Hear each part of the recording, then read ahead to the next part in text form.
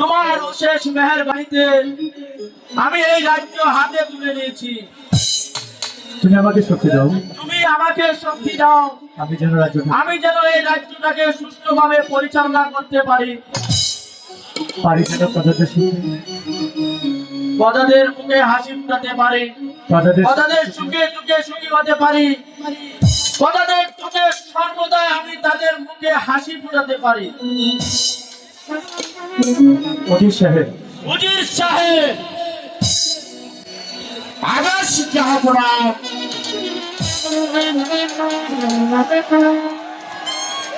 আমরা একটু চিল্লা দিলে নাটক বন্ধ রাখবো।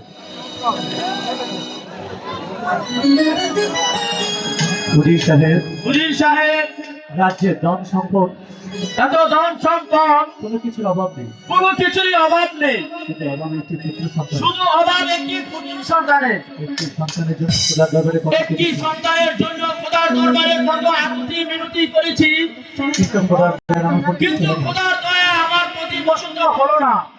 সমাজের কাছে সমাজের কাছে আজ আমি আটপুরের রাজা।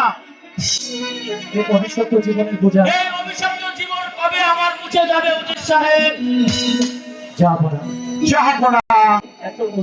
এত অস্থির হলে চলবে না। শুধু চেষ্টা করে দেখুন খোদার ন্যায় দৃষ্টি কবে আপনার উপরে পড়বে, সেদিন আপনি একটি সন্তানের পিতা হতে পারবে। তাই যেন হয় উজির সাহেব।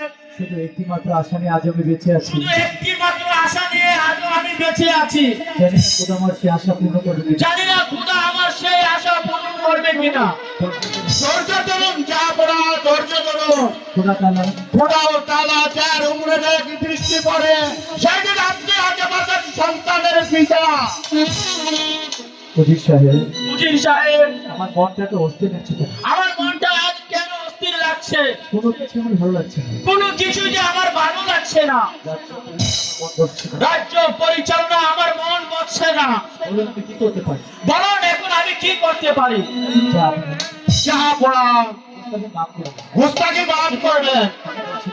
আমি বলছিলাম কি, একবার যদি হরিণীর শিকারে যান তাহলে আপনার মনের পরিবর্তন হতে পারে। ঠিকই বলেছেন উজিরেরা, আপনি ঠিকই বলেছেন উজিরেরা। হরিণ শিকারে গেলে হয়তো আমার মন পরিবর্তন, হরিণ শিকারে গেলে হয়তো আমার মনটা ভালো হতে পারে। তাই আপনি বিলম্ব না করে আগামীকালে আমার শিকারে যাওয়ার ব্যবস্থা করুন। তাই করছে আপনার শিকারে যাওয়ার সমস্ত বন্দোবস্ত আমি এখনই করছি। শুনুন উজিরেরা, আপনি আমার বিশ্বস্ত উজির, আমার প্রতি আপনার বিশ্বাস রয়েছে। আমি যতদিন পর্যন্ত না পর্যন্ত শিকার থেকে ফিরে না আসবো, ততদিন আপনি আমার হয়ে এই রাজ্য পরিচালনা করবেন।